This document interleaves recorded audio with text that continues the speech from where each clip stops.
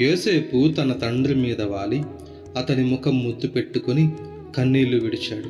తరువాత యోసేపు సుగంధ ద్రవ్యాలతో తన తండ్రి మృతదేహాన్ని సిద్ధపరచాలని తన సేవలో ఉన్న వైద్యులకు ఆదేశించాడు.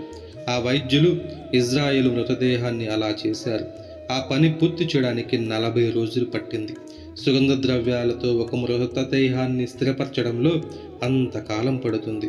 అతని విషయం ఈజిప్టు వాళ్ళు 70 రోజులు విలపించారు. అతని విషయం విలపించే రోజులు గడిచాక యోసేపు ఫరో ఇంటి వారిని చూచి, మీరు నన్ను దయచూస్తూ ఉంటే నా పక్షంగా చక్రవర్తితో ఇలా మాట్లాడండి. నా తండ్రి నా చేత శపథం చేస్తూ చెప్పినది ఏంటంటే, నేను చనిపోతున్నాను. కనాను దేశంలో నేను నా కోసం తవ్వించుకున్న సమాధిలో నీవు నన్ను పాతి పెట్టాలి. కనుక దయచేసి నా తండ్రిని సమాధి చేయడానికి నన్ను వెళ్ళనివ్వండి. ఆ తరువాత నేను తిరిగి వస్తాను అని చెప్పండి అన్నాడు. ఫరో, నీ తండ్రి నీ చేత చేయించిన శపథం ప్రకారమే వెళ్ళి నీ తండ్రిని సమాధి చెయ్యి అన్నాడు. యోసేపు తన తండ్రిని పాతిపెట్టడానికి వెళ్ళాడు.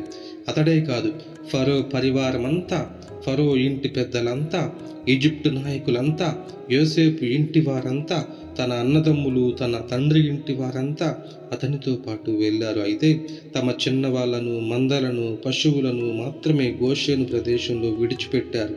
రథాలు, రౌతులు కూడా అతనితో పాటు వెళ్ళారు.